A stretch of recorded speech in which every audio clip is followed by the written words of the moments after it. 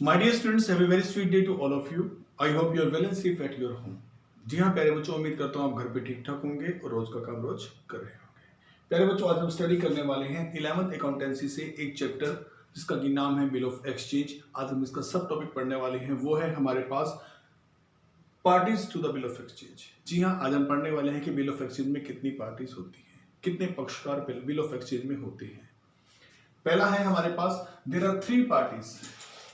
हमारे पास 3 पार्टी होती है बिल ऑफ एक्सचेंज के अंदर, और फर्स्ट नंबर पर है हमारे पास ड्रॉयर। ड्रॉयर, जो बिल को ड्रॉ करेगा वो व्यक्ति ड्रॉयर कहलाता है। He is the seller, bill लिखने वाला या माल को बेचने वाला सेलर होता है।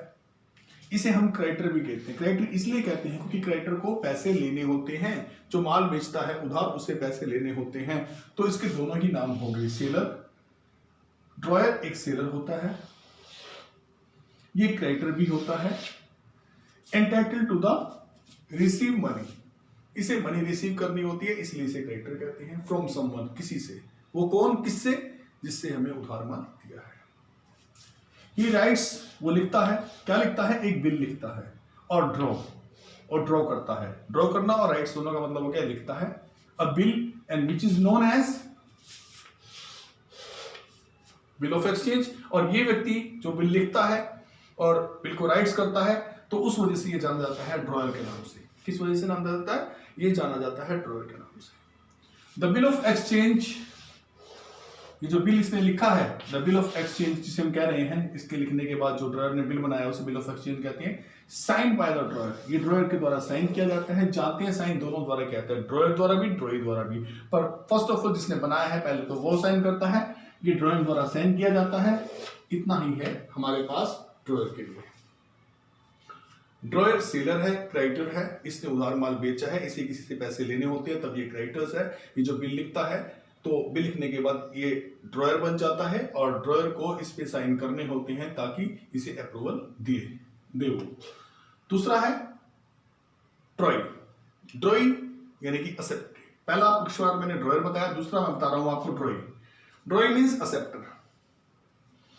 ही इज द परचेजर, ये परचेजर है जो माल को खरीद रहा है। बायर है, खरीदने वाला। कस्टमर कह सकते हैं आगे से, या डेटर कह सकते हैं। डेटर वो व्यक्ति होता है जिसने उधार माल लिए हैं, और फर्म के लिए वो व्यक्ति है जिसे उधार माल दिया गया है और जिससे मनी रिसीव करनी है। तो क्या है ड्रॉई? ड्रॉई या एक्सेप्टर क्या है? ही इज द परचेजर और the debtor on whom the bill is drawn, कि वो व्यक्ति है, डेटर है, जिस पर बिल लिख दिया गया है। डेटर वो व्यक्ति होता है जिसे उधार माल दिया जाता है, जिस पर बिल लिखा जाता है। And who is liable to pay the amount mention in the bill, और जो बिल में मेंशन अमाउंट देने के लिए लायबल है, उत्तरदायी है। ही accept to pay the amount by writing the word accepted. जब ये इस बिल को स्वीकार करता है जो ड्रॉयर ने लिखा है, तो उस पर एक वर्ड लिखता है एक्सेप्टेड एंड देन साइंड। जब वो एक्सेप्ट लिखता है, एक्सेप्टेड वर्ड लिखता है, उससे पहले जो ये ड्राफ्ट बना था, ये सिर्फ एक ड्राफ्ट था। जो बिल लिखा गया था वो सिर्फ बिल ऑफ एक्सचेंज ना होकर एक ड्राफ्ट था। लेकिन जैसे ही वर्ड एक्सेप्टेड लिखा और अपने साइन कर दिए, डेट डाल दी, वो बिल एक्सेप्टेड हो गया, वो बन गया बिल ऑफ एक्सचेंज। ये इंफॉर्मेशन थी आपको ड्रॉई के बारे में, दूसरी पक्षकार के बारे में, दूसरी पार्टी के बारे में। तीसरी है पे।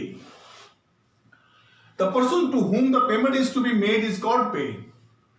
जिस व्यक्ति को पेमेंट दी जाती है वो पेई होता है। अगर ड्रॉयर ने बिल किसी को नहीं दिया, बिल अपने पास रखा हुआ है, मैच्योरिटी की डेट आ गई है, तो ड्रॉयर ही हिमसेल्फ पेई होता है। द ड्रॉयर हिमसेल्फ, ड्रॉयर खुद, और the third party may be the पेई। पेई कोई भी हो सकता है, ड्रॉयर खुद भी हो सकता है, और एक पेई भी, जो एक थर्ड पार्टी है वो भी पेई हो सकती है। पेई कौन है? पेमेंट प्राप्त करने वाला पेई है। ड्रॉयर के पास बिल रखा हुआ है, ड्रॉयर ने इसको नहीं दिया किसी को इंडोर्स नहीं किया, बैंक से उसने इसे डिस्काउंटेड नहीं कराया, तो बिल किसके पास है? ड्रॉयर के पास है। तो ड्रॉयर हिमसेल्फ क्या है? पेई है, वो खुद पैसा प्राप्त करेगा। लेकिन अगर ड्रॉयर ने ये बिल बैंक से डिस्काउंट करा लिया, हाँ, बैंक से डिस्काउंट कराने की फैसिलिटी ड्रॉयर के पास होती है। दोनों ये फर्में रिप्यूटेड है, ये वाली फर्म भी, जो लिखने वाली फर्म है वो भी रिप्यूटेड है, जो स्वीकृत करती है, एक्सेप्ट करती है, वो फर्म भी अगर रिप्यूटेड है, तो बैंक डिस्काउंट कर देता है ऐसे बिलों को, शॉर्ट टर्म लोन्स दे देता है। तो अगर डिस्काउंट करा लिया गया है तो वो बिल किसके पास है? बैंक के पास है। तो बैंक इस चीज को ले सकता है, इस पेमेंट को ले सकता है, तब बैंक पे ही होता है। जी हां, अगर ड्रॉयर ने बिल बैंक से डिस्काउंट करा लिया है और पैसा प्राप्त कर लिया है, बिल अब बैंक के पास है, तो बैंक ही इसकी मनी को प्राप्त करेगा, बैंक ही यहां क्या है, पेई है। तीसरा केस, अगर ये बिल ड्रॉयर ने किसी थर्ड पार्टी को इंडोर्स कर दिया जहां से वो माल लेता है, तो वो थर्ड पार्टी पेई बन जाएगी, क्योंकि बिल उसके पास है और मैच्योरिटी के टाइम पे वो बिल देकर पैसे ले लेगी। तो मेरे बच्चों, ये 3 बातें थी जो आपको सीखने वाली थी। एक ड्रॉयर कौन है, पहला पक्ष का, ड्रॉई कौन है, दूसरा पक्ष का, तीसरा है पेई। तो इन तीनों के बारे में आपको जानकारी मैंने दे दिया, उम्मीद करता हूं समझ आ गई होगी। अगर कोई प्रॉब्लम लगे तो वाया फोन आप या वाया टेलीग्राम आप मुझसे क्वेश्चन कर सकते हैं। Thank you very much.